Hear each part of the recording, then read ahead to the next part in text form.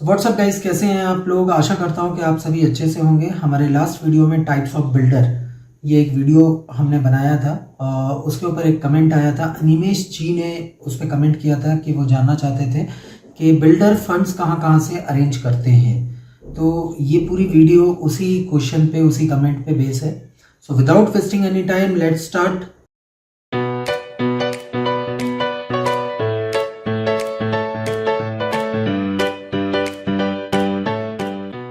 Builder अपने new project के लिए बहुत से सोर्सेस से फंड अरेंज करता है, बट कुछ कॉमन सोर्सेस हैं, वो मैं आपको क्लियर कर देता हूं। जैसे कि सोर्स नंबर 1, बैंक से लोन लेना। बिल्डर अपने कॉमर्शियल और रेसिडेंशियल प्रोजेक्ट के लिए बैंक से लोन लेता है और उसका रीपेमेंट वो करता है प्रोजेक्ट कंप्लीशन के बाद, या जैसे जैसे सेल होता रहता है वैसे वैसे वो उसका रीपेमेंट करता रहता है। बट बैंक से लोन लेने के लिए आपको अपने प्रोजेक्ट का रजिस्ट्रेशन रेरा में करवाना होता है, या एटलीस्ट टीएनसीपी अप्रूवल प्रोजेक्ट होना चाहिए। अगर आपका जो प्रोजेक्ट है वो रेरा अप्रूव्ड है तो आपको लोन तो बहुत कम में मिल जाएगा, और अगर आपका रेरा अप्रूव नहीं है तो कुछ प्राइवेट बैंक्स आपको फंडिंग कर देगी, बट उसका आरओआई, रेट ऑफ इंटरेस्ट, ज्यादा रहता है। सोर्स नंबर 2, इन्वेस्टर या वेंचर कैपिटलिस्ट। इसके अंडर क्या होता है कि जो इन्वेस्टर्स होते हैं वो अपना फंड न्यू प्रोजेक्ट्स में लगाते हैं, इसके बिहाफ में वो प्रॉफिट शेयरिंग लेते हैं या इक्विटी बेस लेते हैं।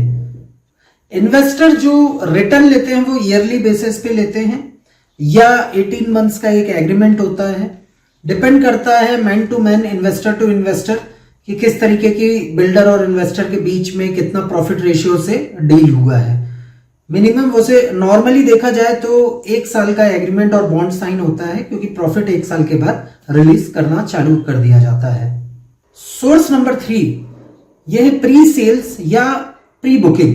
इसके अंदर क्या होता है कि बिल्डर जो होता है अपने प्रोजेक्ट को लॉन्च करता है और उसमें प्रॉफिट या तो कम रखता है, या तो मोबलाइज जितना उसका एक्सपेंसेस लग रहा है उतना प्रॉफिट रख के वो सेल कर देता है अपने प्रॉपर्टीज को। कुछ यूनिट, जैसे उसके पास में मान लीजिए 10 यूनिट्स है, उसने 3 यूनिट्स 4 यूनिट्स को उसने प्री सेल्स में बुकिंग कर दिया और बहुत कम रेट में कर दिया। उसको मालूम है भाई इतना मेरा एक्सपेंसेस आने वाला है, तो वो सेल कर देता है।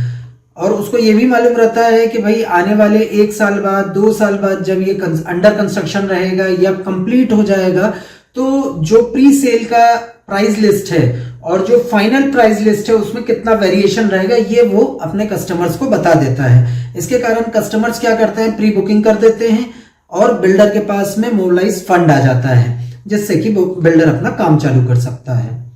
फोर्थ सोर्स जो है वो है सेल्फ फंडिंग का। इसके अंदर क्या होता है कि बिल्डर्स अपने पुराने प्रोजेक्ट्स कर चुके रहते हैं, या उनके घर से फाइनेंशियली उनकी स्टेटस अच्छी रहती है, तो वो अपना फंड प्रोजेक्ट में लगाते हैं। लेकिन यहां पे भी ध्यान देने की बात यह है कि बिल्डर अगर अपना फंड लगा रहा है तो उसको थोड़ा प्लान वे में लगाए। ऐसा नहीं है कि उसने कंस्ट्रक्शन स्टार्ट कर दिया बट सेल पे वो ध्यान ना दे, क्योंकि सेल होगा, कंस्ट्रक्शन फंड उसका लिमिटेड है। मान लीजिए वो 1 CR लगा सकता है, 10 लाख लगा सकता है, 50 लाख लगा सकता है, तो वो एक लिमिटेड है उसका फंड। वो खत्म हो जाएगा तो क्या होगा। तो इसीलिए उसको ये ध्यान रखना है कि फंड को वो कंस्ट्रक्शन में लगा जरूर रहा है, लेकिन पैरेलली वो अपना सेल भी स्पीड से कर सके। अब सेल कैसे करते हैं अगर आपको नहीं आता है तो आप मुझे कमेंट करें, मैं आपको कई आइडियाज दूंगा जिसके थ्रू आप रियल एस्टेट में अपने कस्टमर्स सर्च कर सकते हैं। अब सोर्स नंबर 5 की बात करते हैं, जिसमें आप जॉइंट वेंचर कर सकते हैं या पार्टनरशिप कर सकते हैं। इसके अंदर क्या होता है कि एक जो बिल्डर होता है वो डेवलपर के साथ नंबर 1, या लैंड ओनर के साथ, या फाइनेंशियली जो स्ट्रांग है उस बंदे के साथ जॉइंट वेंचर या पार्टनरशिप करके अपने वर्क को स्टार्ट कर सकता है। अब इस पॉइंट के अंदर भी मैं एक वीडियो बनाऊंगा आपको कि अगर आपके पास फंड नहीं है तो आप इन तीनों को मिला के किस तरीके से आप प्लान बना सकते हैं अपना एक खुद का एक स्टार्टर है। अगर आप कंस्ट्रक्शन के लाइन में, बिल्डरशिप के लाइन में, तो आप कैसे तीनों को कनेक्ट करके आप कैसे अपने बिजनेस को स्टार्ट कर सकते हैं। तो आज के इस वीडियो में मैंने आपको 5 ऐसे पॉइंट्स बताए जिसको यूज करके आप अपने प्रोजेक्ट में फंडिंग अरेंज कर सकते हैं। अगर इससे रिलेटेड कोई भी क्वेरी, कोई भी क्वेश्चंस हैं आपको, आप फ्री हैं, कमेंट करिए, पूछिए मुझसे, मैं आपके लिए ही हूं। और आज के वीडियो में बस इतना ही, मिलते हैं फिर अगली वीडियो में, तब तक के लिए जय हिंद जय भारत।